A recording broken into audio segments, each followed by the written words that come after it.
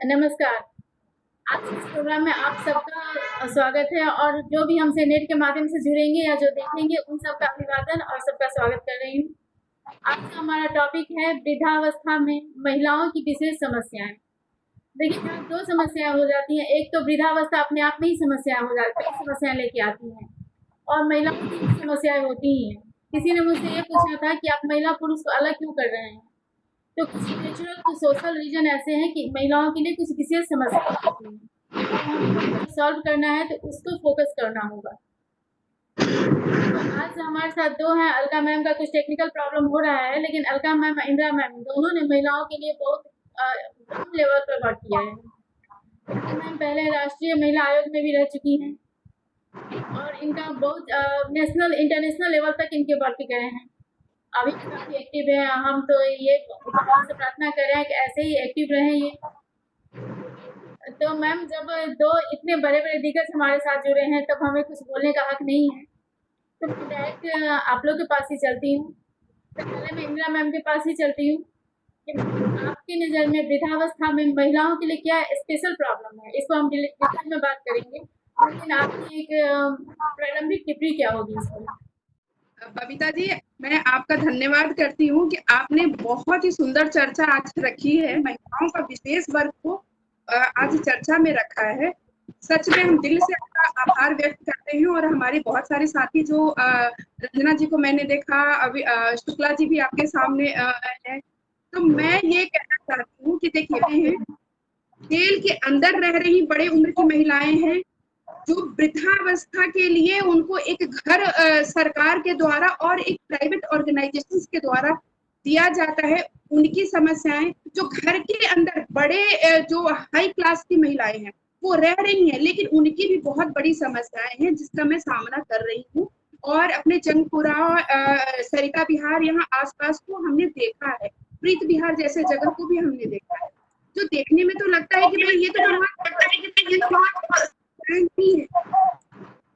ये 3-4 कैटेगरीज के साथ में हम चाहेंगे कि जो भी लोग हैं इस समस्याओं को देखने के बजाय इसको सेलिब्रेटिंग सोसाइटी के तौर पे लेना चाहिए और इन महिलाओं को उसके साथ कैटेगरी में शामिल करना चाहिए। लेकिन अगर उनके साथ में कोई अगर घटनाएं होती हैं तो जनरली होता क्या है कि उनकी बहू उनके सामने आके बहुत अच्छे से पेश आती है। कई ऐसे आपको पता है कि जो बड़े उम्र की महिलाएं हैं और बड़ी फैमिली में है, मतलब संपन्न परिवार से हैं, उनके पास इतना कष्ट है कि वो ना तो समाज में अपनी बातों को कह पा रही हैं और ना अपने बच्चों के सामने। और कोविड के टाइम में ऐसा है कि लोग एक दूसरे से मिलने देने का तो सवाल ही नहीं पैदा होता। तो वो कई जगह जो फोन आते हैं, जो आस पड़ोस में पता लगता है, तो ये सब टेक्निक को आपको साथ में रखना होगा। और एक older for younger, younger for older, ये एक आपको कॉन्सेप्ट लेके बना के चलना होगा, जहाँ पे जैसे दादी नानी और कहीं ना कहीं हम उनके किस्से कहानियों के साथ में समाजीकरण आज तक समाज में करते आए हैं। और ऐसी स्थिति में जब बच्चे बड़े होने लगते हैं तो उसका सहारा माँ बाप से ज्यादा उनके जो ग्रैंड पेरेंट्स होते हैं वो ज्यादा, बहुत करीबी बच्चे उनके भावनात्मक रूप से जुड़ जाते हैं। तो कहीं ना कहीं समाज में जैसे पुलिस जाकर ओल्ड एज होम को हेलो। जी मैम, आपकी वॉइस आ रही है। जी बबीता जी, आप तो लॉयर भी रही हैं, लेकिन समाज में अनौपचारिक एक कानून लगातार शुरू से ही चलता आ रहा है, जहाँ पे औपचारिक कानून काम ना करे। कई जगह जैसे डोमेस्टिक वायलेंस के लिए भी हम लोग काम करते हैं, लेकिन अगर आपके पास में हो सकता है कि आप लॉयर हैं, आपकी बात ना लोग सुने, लेकिन घर में कोई बड़े बुजुर्ग होते हैं, अगर उनका सम्मान किया जाता है तो वो समस्या अपने आप ही सुलझ जाता है।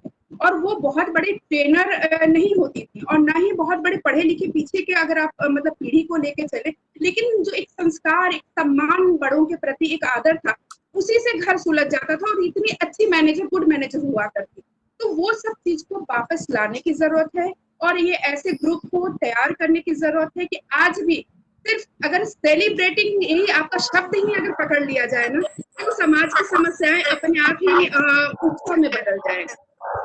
इंदिरा मैम, अभी आप बता रही थी हमें कि मतलब एक मिडिल एज के लोगों की बात, एक्चुअली बुजुर्गों की जो प्रॉब्लम होती है, जो महिलाओं की विशेषकर, उसे हम मोटे तौर पर 4 कैटेगरी में तो रख ही सकते हैं। एक तो होता है हेल्थ रिलेटेड, हेल्थ की ऐसी बात है कि महिलाएं तो यंग एज में भी इसको अवॉइड करती हैं, एक एज होने के बाद तो करती ही करती हैं।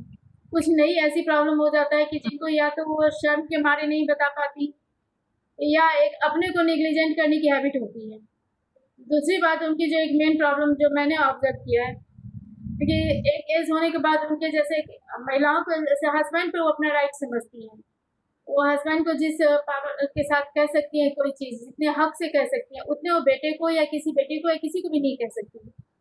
एज होने के बाद जब हस्बैंड नहीं रहता है कई बार, हाँ, तो वो बिल्कुल अकेले हो जाती है, भले बेटे के पास कुछ भी हो लेकिन वो हक नहीं होता उनके पास, ये कंफर्ट लेवल दूसरे के साथ नहीं हो पाता, तो वहाँ वो आर्थिक रूप से भी बहुत कमजोर हो जाती हैं। तीसरी बात है, जैसे हमने देखा है कि जेंट्स जो होते हैं, जो पुरुष होते हैं, वो समाज से ज्यादा घुले मिले रहते हैं, उनका एक सर्किल घर से बाहर भी होता है। महिला जनरली घर में ही अपने आप को, उनका सारा जो होता है, दोस्त भी घर के लोग होते हैं और कलीग भी घर के ही लोग होते हैं। अगर जो कोई जॉब भी कर रही है तो उनका रहता है जल्दी से जॉब निपटा के घर में आ जाए, तो उनकी एक कई टाइप की प्रॉब्लम होती है।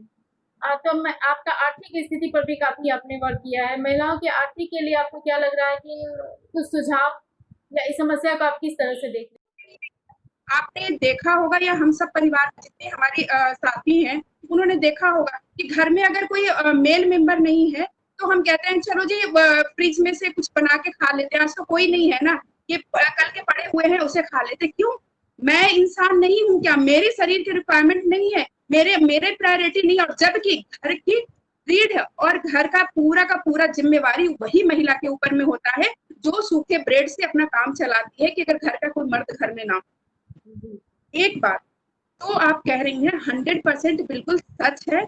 और इस टाइम में हम लोगों ने एक और योजना साथ साथ समाधान भी हम करते जाए, छोटी सी परिचर्चा है तो समस्या के साथ उनका समाधान भी देते रहना चाहिए। अभी एक काफी साल से, क्योंकि मैं तो जेल पे ज्यादा काम करती हूँ और वहां की महिलाओं की स्थिति तो बद से बदतर अगर वैसे देखा जाए तो सच की स्थिति है, लेकिन वो सेलिब्रेटिंग वाली बात है कि उनको फील नहीं होने देना है कि आपकी ये स्थिति है।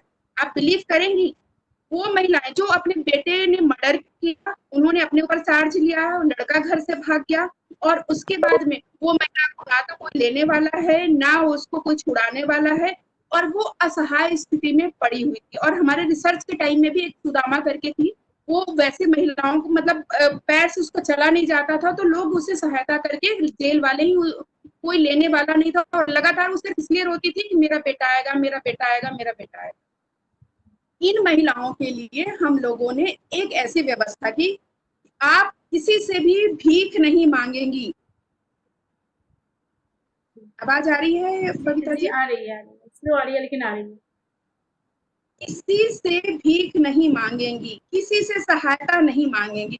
आप स्वयं ही अपना इस उम्र में भी अपने अगर शरीर का, आप सिर्फ मेरे लिए एक काम आपको करना है, तो उन्होंने बोला क्या बेटा क्या ऐसा काम करना है तुम्हारे लिए? हमने आप सिर्फ हमें हर वक्त जब भी मिलेंगी तो मुझे स्माइल के साथ मिलेंगी और आपका मन करे या ना करे, रोने का भी मन हो तो भी आप हंस के मुझे जवाब देंगे। तो वो बात करते करते उनके आंखें में आंसू के साथ में ऐसी हंसी आ गई। हमारी बस यही आपको काम करना है और अब देखिए आपकी जिंदगी कैसे बदलती है। आप बिलीव नहीं करेंगे, उनके लिए लोग सोचते हैं ना कि ओल्ड एज में क्या वो काम करेंगे, कैसे सशक्त बनेंगे अगर कोई देने वाला नहीं है। गवर्नमेंट की योजनाएं और पेंशन वो तो बिल्कुल अलग विषय है, बिल्कुल ठीक है, वो होते रहना चाहिए, लेकिन उनको ये महसूस हो कि इस उम्र में भी वो सब कुछ कर सकती हैं।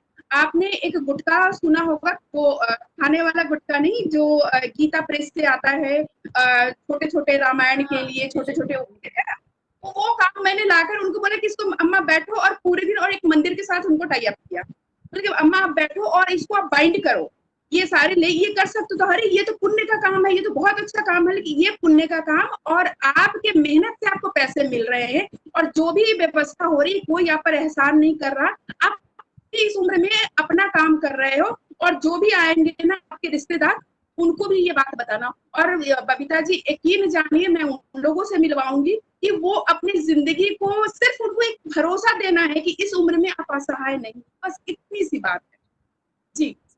जी, ये आपने फिर तो बहुत मैं अच्छा किया और बहुत अच्छे से मतलब पॉजिटिव, यही तो हम लोग का भी है। हाँ, कि बोलना है परिवार है तो ठीक है, अगर परिवार ने साथ नहीं दिया तो, प्लीज। अगर परिवार ने साथ नहीं दिया तो वो अपने आप को असहाय मानने लगती है।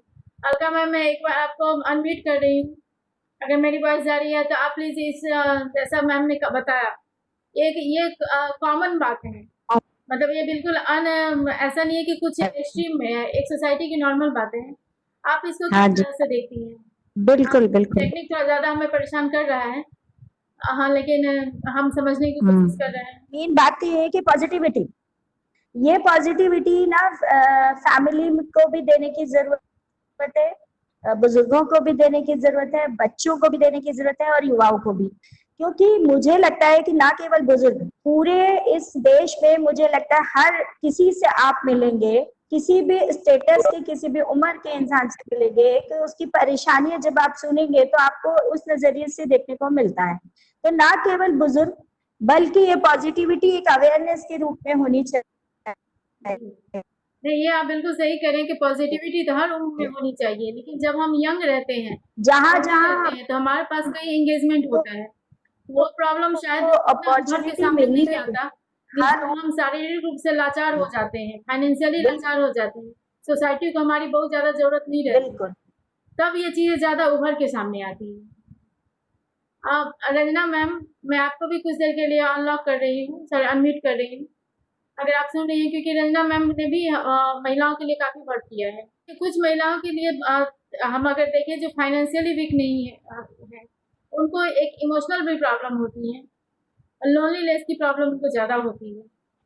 हर ग्रुप के लोगों के लिए ये प्रॉब्लम एक कॉमन है, जो कि हर ग्रुप के लोगों के लिए, जो फाइनेंशियली जो कि फाइनेंशियली वीक, हाँ जी, कहीं ना कहीं उनमें इमोशनली एक जी जी जी जी, बिल्कुल जाता है। बिल्कुल बिल्कुल। तो और इसलिए हर एज के ग्रुप के लोगों के लिए एक, जैसे हमने भी कई बार सोच रहे हैं कि उस टाइप का कोई प्रोग्राम करें कि जिसमें वो इंगेज रहे। जैसे मैम ने बहुत अच्छी बात बताया कि एक गुटका बुक बनाने की किताब मुझसे उन्हें लगाया और वो खुश हो गई ये काम कर रही थी, कि उन्हें लगी कि वो कुछ कर सकती है, फाइनेंशियली हेल्प होगा और मेंटली भी होगा, इमोशनली भी होगा। सबसे ज्यादा जरूरी है कि ये बनाए रखना कि हाँ मैं भी कुछ कर सकती हूँ, मैं भी समाज के लिए मेरा भी उपयोग है और मेरा भी अपना भी लाइफ है। ये इंदिरा मैम ने बिल्कुल सही कहा कि महिलाएं हमेशा अपने को सेकेंडरी में ही रखती हैं, फर्स्टली तो होता है जी बिल्कुल।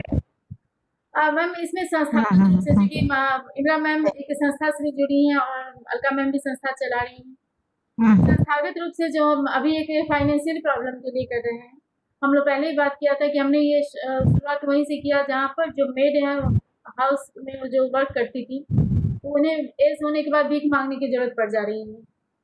तो उनके लिए संस्थागत लेवल पर क्या सरकार की तरफ से, जैसे अंत्योदय योजना है, अन्य योजना या वृद्धावस्था पेंशन योजना, आपको क्या लगता है कि कितना यूजफुल है और इसके लिए क्या किया जा सकता है और भी इसको इफेक्टिव बनाने के लिए?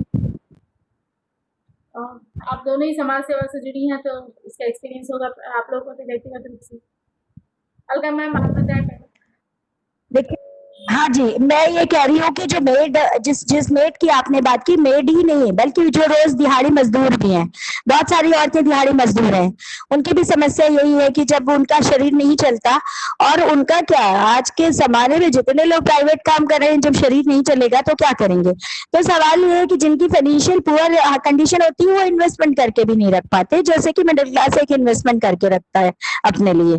तो ये परेशानियां तो है ही है। रहा सरकारी योजना, तो सरकारी योजना की तरफ से पेंशन, थोड़ी बहुत पेंशन का एक प्रोविजन है। पेंशन का प्रोविजन 60 साल के बाद है, पेपर जमा करने होते हैं और एक पेंशन मिल जाती है। उसमें विधवा, जैसे आपने कहा विधवा हो जाती है तो वो वाली पेंशन एक आ जाती है।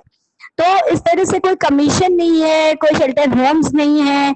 सवाल जो हाउस वाइफ्स हैं, बुजुर्ग हो जाती हैं, उनकी इग्नोरेंस, एक्चुअली उनको कई बार ना इग्नोरेंस इसलिए भी फील होता है क्योंकि वो बहुत सारा काम पहले घर में करती थी और पूरा कंट्रोल था उनका घर पे।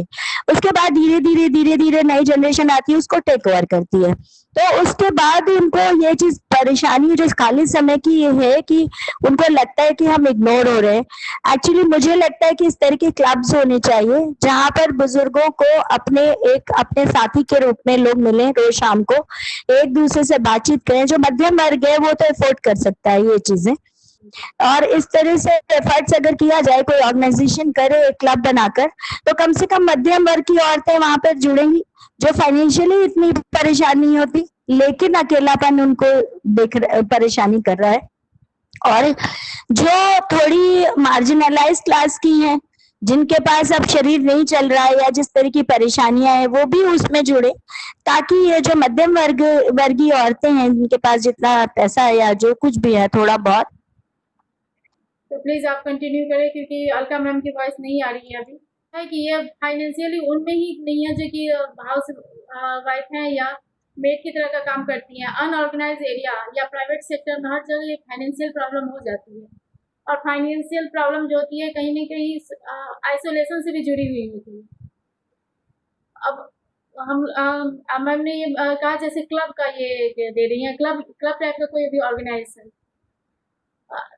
इस टाइप के अभी तक जो भी हैं, जैसे कि एक ही टाइप के लोगों को ऑर्गेनाइज करती हैं। लाइक धार्मिक संगठन इसके लिए बड़ा एग्जाम्पल है, ट्रेडिशनल एग्जाम्पल है। गुरुद्वारे में जाते हैं तो वहाँ पर कुछ लोग एक तरह से वो डेली एक साथ मिलना जुलना हो जाता है। मंदिर में कोई मठ है, वहाँ पर उसी टाइप के लोग आते हैं जो उनसे जुड़े होते हैं। अपनी सोसाइटी से बाहर उनकी प्रॉब्लम भी सेम होता है, मेंटेलिटी भी सेम होता है, वो बाहर वाले से ज़्यादा घुल मिल नहीं पाते। हम लोग भी ऐसा इस टाइप का कुछ प्लान सोच रहे हैं कि उनको ऐसा कुछ दिया जाए कि वो फाइनेंशियली भी स्ट्रांग हो, एक दूसरे से जुड़ भी सके। लेकिन आपने जैसा कि बताया कि आपके संगठन ने जो इस टाइप से जो प्रोग्राम किया उन महिलाओं को बताया, तो इसके लिए आप मतलब महिलाओं को घर से बाहर थोड़ी कनेक्ट होने के लिए, क्योंकि जब हम किसी चीज़ पर 100% उसी पर डिपेंड हो जाते हैं तो वहाँ से थोड़ा सा भी चोट लगना हमें ज़्यादा हर्ट करता है। अगर घर से, और ये शुरू से ही होना चाहिए, जैसे कि हम हर प्रोग्राम में बात करते हैं कि एक एज के बाद हमें क्या करना है, हमारे सामने क्या आएगा चैलेंजेस, उसके लिए हमें पहले से ही तैयार रहना पड़ेगा। तो जब बच्चे बड़े हो जाए तो उनको थोड़ा थोड़ा सा स्पेस देते रहें और अपने लिए भी स्पेस निकालते रहें, कहीं और इंगेजमेंट निकालते रहें। क्योंकि एज होने पर अचानक नहीं लगे कि अरे अब क्या होगा, अब तो मैं खाली हो गई। तो इस टाइप से कि उनका सोशल इंगेजमेंट बढ़ाने के लिए आप क्या सुझाव देना चाहती हैं? आपके जो भी पर्सनल एक्सपीरियंस होंगे इतने दिनों से, सोशल इंगेजमेंट बढ़ाने के लिए महिलाओं के आप क्या सुझाव देना चाहेंगे? हम जैसे लोग जो सोशल ऑर्गेनाइजेशन है वो या गवर्नमेंट की तरफ से क्या किया जाए, उनको कैसे इंकरेज किया जाए सोसाइटी से जुड़ने के लिए, जो कुछ पॉजिटिव रूप से जुड़ सके? महिंद्रा मैम, अच्छा मधु मैम, आप मुझे सुन पा रही हैं? हाँ, मैं सुन पा रही हूँ आपको। तो इस पर आपके भी जो कि आप भी सोसाइटी से जुड़ी हुई हैं, हाँ जी। आपका क्या सुझाव देना चाहेंगे इसी के लिए? एक्चुअली सबसे पहले तो उनमें हमें लगता है कि जैसे इंदिरा मैम ने बताया कि हमें उनमें कॉन्फिडेंस लाना पड़ेगा, और कॉन्फिडेंस लाने के लिए उनके लिए हम कुछ इस तरह के रोजगार, जैसे कि इंदिरा मैम ने बताया कि उन्होंने गुटखा ला के दिया, इस तरह के छोटे छोटे जो काम है उनसे उनको इन्वॉल्व करना पड़ेगा, जो वो घर में बैठ के कर सकती हैं। क्योंकि एक बार वो काम करना शुरू करेंगे तो शायद आगे बढ़ के वो बाहर भी जाके वो करना शुरू कर दें। क्योंकि जितना, जैसे मैंने बताया था कि जितना वो बिजी रहेंगी उतना उनको लगेगा कि वो उतना ज़्यादा, मतलब जो एजिंग है वो उनको परेशान नहीं करेगा। तो मेरे ख्याल से उनको छोटे-छोटे काम में जो कि वो घर पे रह के कर सके, इन्वॉल्व करना पड़ेगा।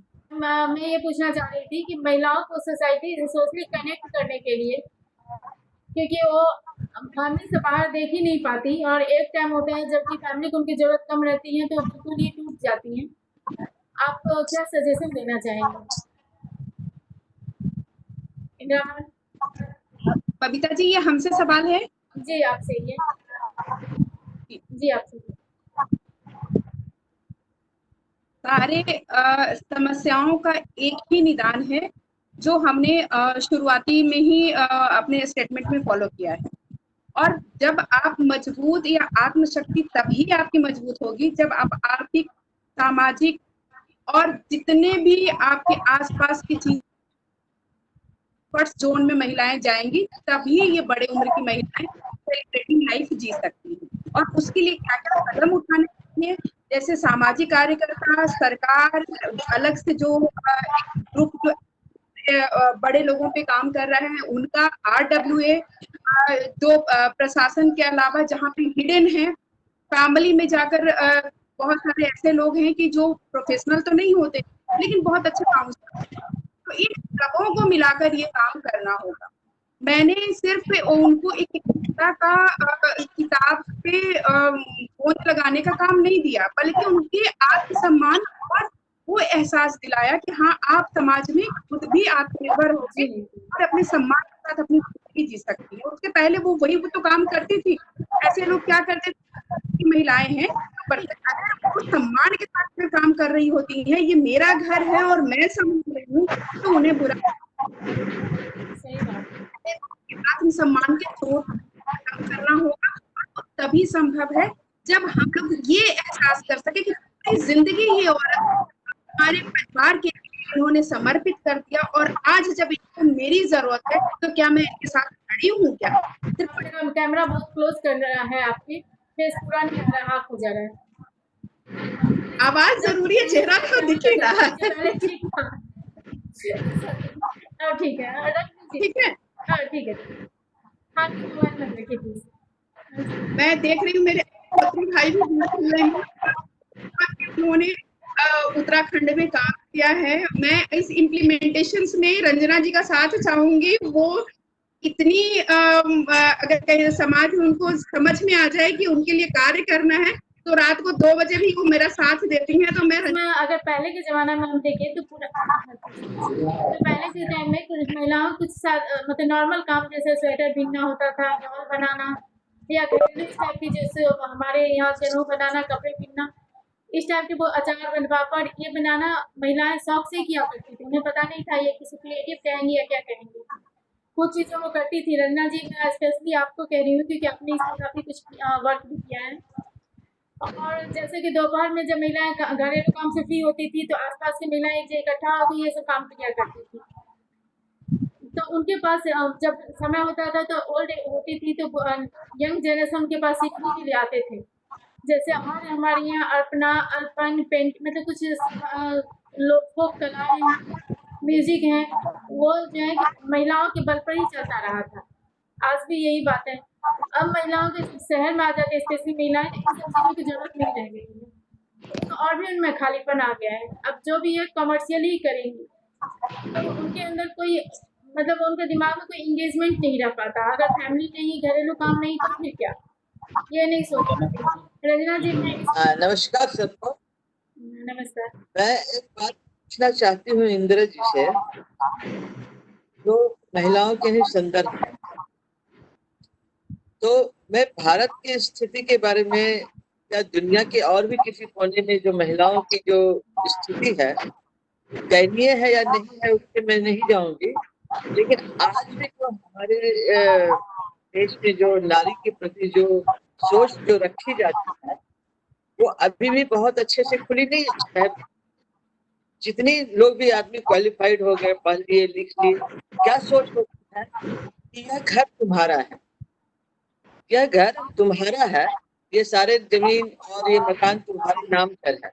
लेकिन घर में अगर एक छोटी सी चीज के लिए अगर आप कुछ सलाह करते हैं तो आपको 1 लाख बार सोचना होगा कि आप अपने पति से, जब आप एक छोटे से निर्णय नहीं कर पाते हैं तो आप फिर इतने बड़े मकान, तुम्हारा, तुम्हें जो करना है कर लो। केवल ये कथनी में आ जाती, करनी में जब आने की बात होती है तो एक छोटे से, आप मान लीजिए घर की कोई चीज, छोटी सी चीज आपको लेनी हो तो उसमें सलाह मशवरा बहुत ज्यादा करना पड़ता है। ये क्यों? तो मैं ये कहना चाहूंगी कि उसका रीजन ये है कि इकोनॉमी पावर नहीं दी है ना। ये जो पूरी दुनिया का जाल है, जंजाल है, ये इस तरह से बुना गया है कि बहुत सालों से आर्थिक जो पावर है वो एक मेल के पास है। और एक फैमिली के अंदर भी आप ये देखिए, मैं तो सिर्फ भारत से तक अभी सीमित रह रही हूँ, तो भारत बाहर की बात हम बाद में करेंगे। तो हमारा जो हिंदू मैरिज बिल जो एक्ट है पूरा का पूरा, उसके अंदर भी देखिए राइट जरूर दे दिया गया है, प्रॉपर्टी राइट जरूर दे दिया गया है लड़कियों को कानून से। लेकिन क्या समाज में ये प्रैक्टिस है? क्या समाज में ये प्रैक्टिस है कि पिता की संपत्ति पे लड़कियां उस तरह अधिकार प्राप्त करें? नहीं है। तो वही पति का हल है, वहां जाएंगी, सास ससुर की किसी भी चीज पे उसका अधिकार बहू का नहीं होता। तो ये ज्वाइंट फैमिली सिस्टम में कितने केसेस आते हैं जहां पर जब वो विडो हो जाती है तो सास ससुर को लगता है कि अब ये जाए यहाँ से, हमारा कोई रिलेशनशिप इससे नहीं है। तो ये प्रॉब्लम तो इकोनॉमी प्रॉब्लम है, जो ये बड़ा दुनिया का जाल बिछाया गया है बहुत सालों से, बहुत युगों युगों से। तो वो आर्थिक सारा कंट्रोल लेने की मर्दों को, जो पुरुषों को एक ही तरफ दे दिया गया है, उसमें हमारे जो पिता, हाँ इसमें एक चीज मैं कहना चाहूंगी, जब मेंटल सोच ये दे दी जाती है कि तुम्हारा एक तरफ आप स्ट्रांग करते हैं और डिसीजन हाँ। लेने में आप कमजोर करते हैं, जी, ये जो दोनों का जो सामंजस्य नहीं मिल पाता है। वो स्ट्रांग क्या है? हिपोक्रेसी है। स्ट्रांग नहीं कर रहे, वो हिपोक्रेसी है, वो हिपोक्रेसी है टोटल। एक राजनीति है। स्ट्रांग क्या कर रहे हैं? डिसीजन नहीं लेने दे रहे हैं तो क्या स्ट्रांग कर रहे हैं? वो हिपोक्रेसी। स्ट्रांग के जो लेवल है उसको मजबूत बनाना है ना। आप केवल कह जी। देंगे जैसे तुम्हारा है, गाड़ी तुम्हारी, मकान तुम्हारा, जमीन तुम्हारा, जी, केवल कहने से थोड़ी होता है, दे रहे हैं। कहने से नहीं होता, कानून होना चाहिए। आपको बेचनी पड़ेगी, जब वो जमीन हमको बेचनी है तो आप निर्णय नहीं कर पाते हैं, तो आपको घर के बड़े सदस्य से आपको सलाह लेनी पड़ेगी, तब आप एक जी। मैम यहाँ पर मैं ये भी ऐड करना चाहूंगी कि हम कहते हैं कि बड़े सदस्यों से लेनी पड़ेगी हमें सलाह, लेकिन कई बार होता है कि हमारे यहाँ ऐसे कुछ नए चैलेंजेस आ जाते हैं यंग जनरेशन के पास, कि हो सकता है उसका सॉल्यूशन हमारे ओल्डर जनरेशन के पास नहीं हो, या हम ऐसा मानते हो कि उनके पास नहीं है। तो यहाँ पर दोनों पे थोड़ा सा चेंज, मतलब बहुत सारे, अभी मैं एक छोटा सा एग्जाम्पल दूँ कि बहुत सारे हैं यंग लोग हैं कि उन्हें लगता है कि उनको फैमिली की जो प्रॉब्लम है या जो जॉब की प्रॉब्लम है उनके बारे नहीं समझ पाएंगे। या कई बार ये भी हो जाता है कि पहले होता था कि दादियाँ या नानियाँ जो थी बच्चों को पालती थी, अब बहुओं को लगता है कि वो जिस टाइप से पालना चाहती हैं वैसे उनकी जो माँ है, सास है, वो नहीं पाल पाएंगी, क्योंकि बच्चे को वो अपने हिसाब से रखना चाहती हैं, मॉडर्न स्टाइल से पालना चाहती हैं। तो यहाँ पर थोड़ा सा इशू ये नहीं होता है कि जानबूझ कर अवॉइड करती हैं, लेकिन वो जिसको जनरेशन गैप कहते हैं वो आज पहले थोड़ा कम था। एक मिडिल फैमिली की बात कर रही, जिसके पास सब कुछ है लेकिन डिसीजन नहीं है, और एक बात जिसके पास जमीन नहीं है उसके पास हक है। हमारे पास औरत के पास कितना है? औरत के पास कितना है? औरत के पास कितना है? सवाल यही पे तो हो गया नहीं, ना। पर इसमें मैं कुछ ऐड करना चाहूंगी। रंजना जी की बात भी ठीक है, आपकी बात भी ठीक है कि औरत ने मतलब, लेकिन उसने खुद ही से छोड़ा है।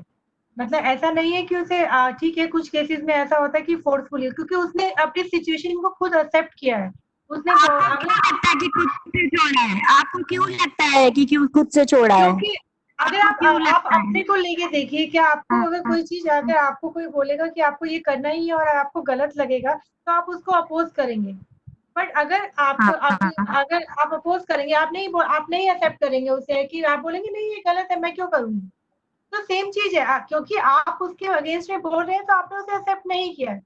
पर जो चीज जो नहीं बोल पा रहे हैं, उन्होंने उस चीज को स्टार्टिंग से उसे एक्सेप्ट किया है, तो उनको उन्हीं में कॉन्फिडेंस लाके उन्हीं को आगे बढ़ना पड़ेगा। आप किसी को पकड़ के नहीं चला सकते हैं, हर एक को अपनी कोशिश खुद करनी पड़ेगी। तो मैं ये कहती हूँ कि अगर आपको औरतों को स्वावलंबी बनाना है, उसके नीचे उसके पास कोई चॉइस नहीं है, क्या करेगी? चॉइस नहीं है। चॉइस इंसान खुद बनाता है। मैम मैं ये कहना चाहती हूँ कि हमें कर रहे हैं बहुत बेसिक बात को। नहीं, मेरा मानना है कि जैसे मधु, अलका मैम दोनों अपने अपने जगह पर सही कह रही हैं कि एक हमारे संस्कार हो गए हैं बचपन से कि क्या किया, सेक्रीफाइस हमें करना है, हो गया है। लेकिन हमारा जो टॉपिक है कि महिलाओं की जो विशेष समस्या है जो वृद्धावस्था में होती हैं, उसका सॉल्यूशन क्या हो, हमारा ये टॉपिक है कि हाँ ये तो सही बात है कि उनके साथ ये सेक्रीफाइस करना चाहती है, लेकिन जब प्रॉब्लम हो गई है इसके बाद उनका नेचर हम नहीं चेंज कर सकते अचानक। हाँ, इसके बारे में सोच सकते हैं। लाचार क्यों अपने आप को फील करने से लगती है? उन्हें लगता है कि किसी को उनकी जरूरत नहीं है, उनके पास सोचने के लिए कुछ नहीं है, उनके पास कोई काम नहीं है, पैसे नहीं है, इवन कि कोई फ्रेंड भी नहीं है जहाँ वो कुछ शेयर कर सके। हम उस कंडीशन की बात कर रहे हैं कि उस कंडीशन तक वो जाती है। बबीता जी, जब तक बेसिक चीजें नहीं बदलेंगी तब तक ये चर्चा सिर्फ चर्चा रहेगी। बेसिक चीजों में ये है कि बुजुर्ग के पास अगर अपना घर है, जैसे कि चलिए हम लोग सेशन के लास्ट में, आज हम लोग को नेटवर्क की थोड़ी प्रॉब्लम हुई, अच्छा चर्चा हो सकता है, हम थोड़ा ऑडियो प्रॉब्लम हो रही है। मैं ये कहना चाह रहा था जी कि जब हम महिला अधिकार की बात करते हैं तो बात सिर्फ महिला अधिकार की नहीं है, बात है हम क्या करें कि जो बहुत सारी जनरल जो समस्याएं हैं कि जमीन में रजिस्ट्री में उनको अधिकार है या नहीं है, या परिवार में उनका ओपिनियन में कोई भी डिसीजन लेने में उनका ओपिनियन लिया जा रहा है कि नहीं है, ये सब हैं, ये विषय हैं। और ये अक्रॉस द वर्ल्ड कहीं पर भी महिलाओं की कोई आदर्श स्थिति है नहीं, जितना मैंने समझा। कोई भी ऐसा देश नहीं, जितना भी डेवलप कंट्री हो, आदर्श स्थिति कहीं पे भी नहीं है। लेकिन हाँ, इससे बेहतर कई जगह है, कई जगह इससे भी बदतर है। अब बात आती है, अगर भारत को लेकर के बात करते हैं तो इसमें हम सिर्फ महिला शब्द लेकर के जब तक चलेंगे तब तक किसी महिला का कोई लाभ नहीं मिलने वाला है। हमको महिला को समझना पड़ेगा, देखना पड़ेगा, वो महिला कामगार है, वो महिला बेलदारी का काम करती है। जब महिला बेलदारी का काम करती है तो जो पुरुष बेलदार है, क्या उसके भी राइट अभी के लिए कोई लड़ता है? जब पुरुष, जिसको हम मानते हैं कि वो बहुत ऊपर है, उसके राइट के लिए खुद लड़ने वाला कोई नहीं है, तो महिला के लिए कौन लड़ेगा, जिसको हम मान रहे कि वो नीचे है? अगर हम सफाई कर्मचारी समुदाय में बात करें, किसानों में बात करें, तो हर एक समुदाय में या किसी कंपनी के अंदर महिलाएं जो काम करती हैं, हर जगह किसी के भी लेबर के अपने जो कानून है, जो अपनी बातें हैं, उनके लिए कोई नहीं बात कर रहा है। तो अब महिला, फिर वही बात आ गई कि महिला के लिए फिर कौन करेगा? तो हमको मल्टीपल जो सेक्टर्स हैं उनके अंदर जाना पड़ेगा, उसमें आइडेंटिफाई करना पड़ेगा कि सबसे ज्यादा मार्जिनलाइज सेक्शन क्या है। एक महिला जो डिफेंस कॉलोनी में रहती है, उसने मास्टर्स डिग्री ले रखी है और उसने एक रेपुटेटेड कंपनी में जॉब करती है, उसके राइट की लड़ाई क्या हम लड़ेंगे? अगर वो खुद नहीं लड़ सकती तो फिर तो मैं क्या कहूं। लेकिन हमको किसके राइट की लड़ाई लड़नी चाहिए? हमको राइट की लड़ाई लड़नी चाहिए एक सफाई कर्मचारी की, जो मल्टीपल मार्जिनलाइज है। कैसे कि वो पहले तो महिला है, उसके बाद वो अनपढ़ है, उसके बाद वो एससी है, उसके बाद वो गरीब है, उसके बाद वो झुग्गी में रहती है, उसके बाद फिर वो जो है कूड़ा उठाती है। तो जब 5-5 तरह का उसके साथ डिस्क्रिमिनेशन का रेशियो होगा, उसके लिए कैसे लड़ाई लड़े? न्यू फ्रेंड्स कॉलोनी में कोई नहीं लड़ पा रहा है, ये उसका अपना प्रॉब्लम है, उसको खुद सीखना पड़ेगा लड़ना। लेकिन हमको किसको सिखाना है? हमको सिखाना है उसको, हमको सिखाना है एक किसान की, जो एक झुग्गी में रहने वाली महिला, एक लेबर महिला को, उसको सिखाना है। अगर इंदिरा दीदी को अगर अपने अधिकार के लिए लड़ना नहीं आता है तो उसमें फिर हम लोग कुछ नहीं कर सकते। अगर उसमें बबीता मैडम को कुछ नहीं आता तो फिर कुछ नहीं कर सकते। तो ये अलग इशू में लेके नहीं जाना है कि रजिस्ट्री में उसको हिस्सा मिलता है नहीं मिलता है, क्योंकि मिल रहा है, वो नहीं ले पा रही हैं। कि आपने एक बिल्कुल बैलेंस में अपना विचार रखा है। हम भी महिला पुरुष के डिवाइड करके नहीं सोसाइटी को देखना चाहते हैं कि कोई भी शायद ही ऐसा घर हो जिसमें केवल महिलाएं हैं या केवल पुरुष हो। बैलेंस बना के हम सोसाइटी को बढ़ा सकते हैं। अगर पुरुष को तकलीफ होगी तो महिला को नहीं होगी, ऐसा नहीं हो सकता है। महिला को होगी तो पुरुष को नहीं होगा, ऐसा नहीं पॉसिबल है। एक बैलेंस सोसाइटी में। अग्निहोत्री भाई धन्यवाद। पहले तो आप ज्वाइन किए और मैं जानती हूँ कि किस लेवल पे आप जाकर अपने उत्तराखंड को अपनी वो मैं गवाह हूँ। साथ में ये तो अभी ये बात कह रहे हैं, मैं यही समुदाय की ही तो बात कर रही थी शुरू से कि उनकी समस्याओं को उनके हिसाब से देखना होगा। और जहां तक अग्निहोत्री भाई कह रहे हैं कि डिफेंस कॉलोनी वाले या फिर इंदिरा दीदी और ऐसे लोग अपनी अगर लड़ाई खुद नहीं लड़ सकते तो मैं नहीं कुछ कर सकती, यानी तुम तो दीदी तुम मतलब इम्पावर्ड हो और तुम इसके लिए सक्षम हो, ये इनका कहना है। लेकिन उसके आगे भाई मैं ये बताना चाहती हूँ कि कई जगह हमारे जैसी औरतें उनकी समस्याओं को जाकर अगर आप देखेंगे तो वो समस्याएं बाहर कभी नहीं आती हैं जब तक उनको झांककर अंदर न देखें। तो ये ऐसे जंगपुरा आप हमारे आसपास ही हैं, ये पता नहीं अभी उत्तराखंड में है, दिल्ली में है, मुझे नहीं पता। अब जंगपुरा में आके आपको मैं घुमाती हूँ। संपन्न परिवार की महिलाओं की एक अलग समस्या है, हाँ। जहाँ पे वो दिखाई नहीं देता भैया। बिल्कुल मैं मानता हूँ दीदी। जहाँ आवाज उठाने की जरूरत है 100%, वो जो मजदूर महिलाएं हैं जो जेल के अंदर से बाहर आई हैं, उतनी स्टिग्माइज हो चुकी हैं कि समाज उनको एक्सेप्ट नहीं करता, परिवार उनको एक्सेप्ट नहीं करता। उनका कोई दोष नहीं था, उसके बेटे ने मर्डर किया, लेकिन उस महिला को अरे ये बुढ़ी है, क्या घर में इसको लाना, मेरी शादी विवाह में कोई कहेगा कि जेल से आई हुई इसकी दादी है, इसलिए उसको इग्नोर करो, उसको कहीं भेजो। तो 100% आपकी बात से मैं सहमत हूँ। उनके लिए हमें काम करना है जो वंचित, शोषित और महिला होने के नाते वहां पे वो खड़ी है। तो उस धारा में सिर्फ इंदिरा से नहीं, बबीता से नहीं, बल्कि अग्निहोत्री भाई, वो यूपी से हमारे भाई, मैं उनको भी देख रही हूँ। आप लोगों को सबके साथ की जरूरत है, तभी ये सफल हो पाएगा। धन्यवाद जी असगर सर, आप कुछ मैं साथ हूँ। इस पे? नहीं, बहुत अच्छा है महिलाओं के लिए। जो आज का विषय था वो वृद्धावस्था महिलाओं में की जो समस्या है उनके विषय में था, लेकिन विषय से कहीं ना कहीं आप ये सभी लोग हट के बात करते हैं। फिर भी चलो, कुछ महिलाओं की समस्या है, समस्याओं से नहीं बातचीत सही, लेकिन ये इनकी भी बहुत अच्छी बात है कि आप बहुत अच्छे तरीके से उन्होंने बताया कि अपने अधिकारों के प्रति सचेत नहीं होगी, वो भी अपने अधिकार नहीं लेना चाहते, तब कौन क्या कर सकता है। हाँ, ये जरूरी है। बाकी जो एनजीओ काम कर रहे हैं, जो महिलाओं के लिए काम कर रहे हैं, उनको चाहिए कि वो महिलाओं की इन समस्याओं पर विशेष इस तरह की परिचर्चा करें, और कुछ बातें इस तरह की अगर सामने आती हैं उन पर विशेष ध्यान दिया जाना चाहिए। कि जैसे अभी इंदिरा जी ने बताया कि महिला जेल से आई, उसका कोई दोष भी नहीं था, लेकिन क्योंकि बुरी है तो बाहर घर से निकाल दो।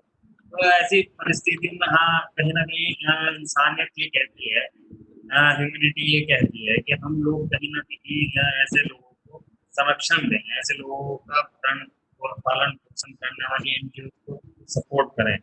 अगर मान लो हम अपनी अलग तरीके से कोई एनजीओ चलाते हैं, जैसे हम चलाते हैं, लेकिन फिर भी हमारा कहीं ना कहीं इंसानियत के नाते ये दायित्व बनता है कि हम ऐसी एनजीओ को भी सपोर्ट करें जो महिलाओं के लिए काम कर रही है या वृद्धावस्था वाले लोगों के लिए काम कर रहे हैं। तो ये बहुत अच्छा लगा मुझे आज की इस गोष्ठी में, और मैं बबीता झा जी से एक बात और कहना चाहूँगा कि जैसे अभी एजुकेशन पे भी एक ऐसा सेमिनार है जिसमें एक ऐसी परिचर्चा आप करें वेबएक्स में, जिसमें जो बच्चे IAS PCS की तैयारी कर रहे हैं वो ताकि आपस में कॉम्बिनेशन हो जाए और वो आपस में बातचीत करके अपनी अच्छी तैयारी कर सकें। तो जहाँ वृद्धावस्था महिला और पुरुषों के बारे में बात करते हैं, हमें यंग के लिए भी सोचना चाहिए और उनके लिए भी हम कोई ऐसा चर्चा विशेष रूप से रखें।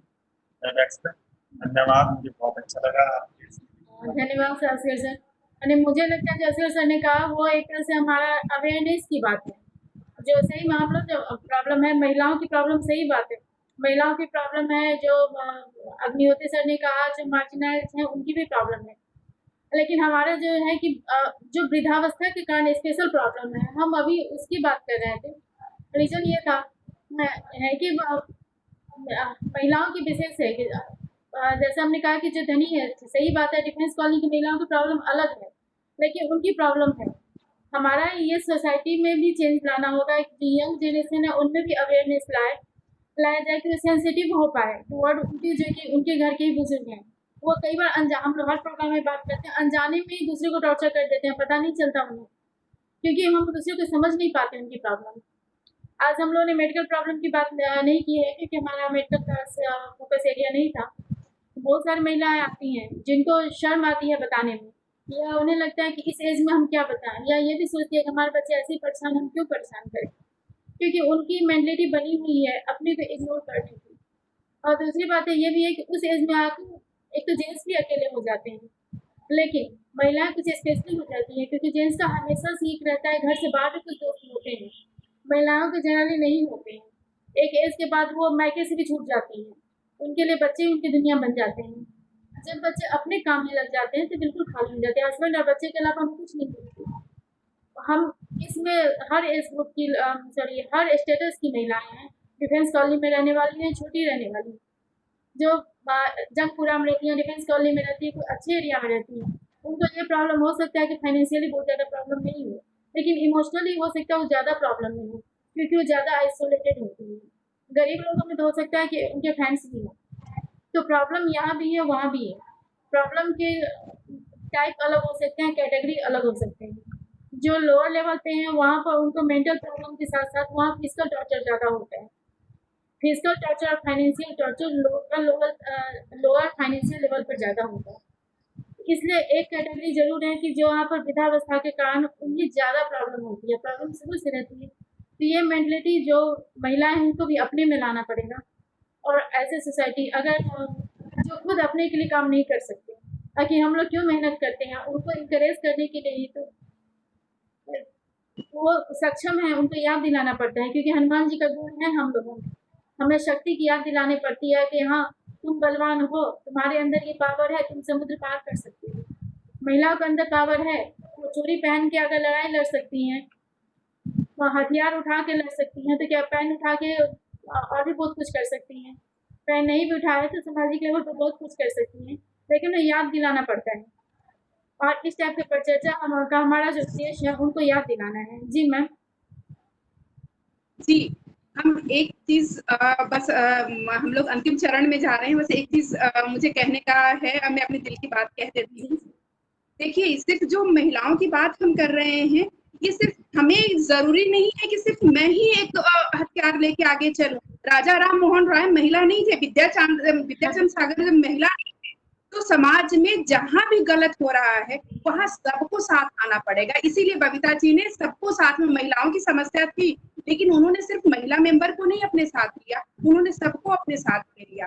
और इसके आगे भाई साहब ये मैं बात कहना चाहूंगी कि महिला को एक मनुष्य के रूप में देखा जाए, ना कि एक अलग करके उसे संस्कृति से मतलब उसे काट दिया जाए। जी। महिला भी मनुष्य होती है, ये मेरा एक स्लोगन भी है और लगातार ये मैं मेरे भी अपने अधिकार हैं, मेरी भी अपनी जिम्मेवारियां हैं और एक इंसान होने के नाते मैं समाज में क्या योगदान मैं कर सकती हूँ। जरूरी थोड़ी है कि हर वक्त भाई ही मेरी रक्षा के लिए आए। अगर मैं मजबूत हूँ तो मैं अपने भाई की रक्षा मैं भी कर सकती हूँ। तो ये बराबरी का अप्रोच होगा तो दोनों तरफ से ये चीज लागू होनी चाहिए। और ये छोटे भाई ने बोला समुदाय संस्कृति को एज के साथ जो आपने जोड़ा है वो बहुत महत्वपूर्ण है। उनकी समस्या वहीं पे जाकर उसका हल निकाला जा सकता है। और लड़की को या फिर जनरली हमारे धर्मशास्त्र में कहा जाता है कि नारी देवी होती हैं, जहाँ पर नारी की पूजा होती है। माफी चाहूंगी, बहुत सही है, ठीक है, हमें आदर्श बनाया जाता है, समाज में हमारी इज्जत के लिए बातें कही जाती है, लेकिन मैं ये यहाँ इंसान की बात कर रही हूँ। मुझे नारी और दासी दोनों मत, सॉरी, हमें देवी और दासी दोनों मत बनाओ, हमें इंसान रहने दो। हम तुम्हारे साथ एक इंसानियत का रिश्ता निभाना चाहते हैं। अगर कोई महिला किसी से गलती होगी, अगर मानूंगी कि वो अपराध कर सकती है, नेचुरल फेनोमेना है, तभी हम जेल तक जाकर उनकी स्थिति को, उनकी भयावह स्थिति को समझ सकते हैं। नहीं मैम, ऐसा मैं लास्ट ईयर नहीं बिल्कुल ऐसा होता है कि जब जरूरत होती है, अगर किसी का हस्बैंड फोन करके चला जाए, वाइफ की जरूरत है, उसको वाइफ को हस्बैंड की जरूरत है तो उसको एक्सेप्ट कर लेगी। और वही अगर जेंट्स भी हो, जरूरत नहीं हो तो हो सकता है तब अपना सोसाइटी ज़्यादा देखेगी। सेम चीज़ है, एक एज के बाद लगता है कि अगर वो ओल्ड है तो बहू को या बेटे को लगता होगा हमें उसकी जरूरत नहीं है, तो सोसाइटी को ज़्यादा देखेगी। तो इसको हम महिला पुरुष वाले एंगल से नहीं, एक ह्यूमन नेचर जो सेल्फिशनेस था शायद उस टाइप से भी देख सकते हैं। और आपने बिल्कुल सही कहा कि महिलाओं के लिए जो राजा राम मोहन राय, गांधी जी और भी बहुत सारे, पहला शायद जो है सो जो भी सेंसिटिव हुआ पुरुष नहीं उठाया था, लेकिन जगाने वाली बात अगर पुरुष भी जगा सकते हैं। हमारा है कि हमारा एक समस्या उनकी जो विशेष हम उनकी बात कर रहे हैं, जगाने के लिए तो कोई भी जगा सकता है, साथ देने के लिए सभी दे सकता है। महिलाएं जो है, पुरुष भी तो महिलाओं से ही जन्म लेते हैं, दोनों का बराबर ही राइट भी है, कर्तव्य और ड्यूटी भी है। चलिए, आप सबका बहुत बहुत धन्यवाद इस प्रोग्राम में आने के लिए। मैं कोशिश करूंगी और आप लोगों से रिक्वेस्ट करूंगी कि आप लोग हमारे संगठन से आगे भी जुड़े रहें, कि आप लोग का जो भी फील्ड है, ह्यूमन के लिए हम सभी वर्क करते हैं, जहाँ की ह्यूमन डिस्ट्रेस की बात होती है, तो एक दूसरे का अनुभव का लाभ उठाते हुए हम शायद सोसाइटी के लिए कुछ ज़्यादा यूजफुल कर पाएंगे। सबका आप लोग का बहुत बहुत धन्यवाद। जी जी, शुक्रिया। मैं बस यही कहूँगा आखिरी में कि समस्या महिलाओं की नहीं है, समस्या दूसरे जेंडर के वे लोग जो उनके साथ सही बर्ताव नहीं कर रहे हैं, तो उनको जरूर शामिल करिए, क्योंकि समस्या वो है, महिला समस्या नहीं है। ये बात है, लेकिन महिलाओं को भी थोड़ा सा समझाना, मतलब उन्हें भी थोड़ा सा अवेयर होना होगा। ये तो एम्पावर तो करना ही है, इमोशनली सपोर्ट तो करना ही है, लेकिन समस्या कोई और है। जी, ये भी और जब समस्या कोई नहीं आप कह ही रहे। बात कर, हाँ ठीक है। नमस्कार। नमस्ते।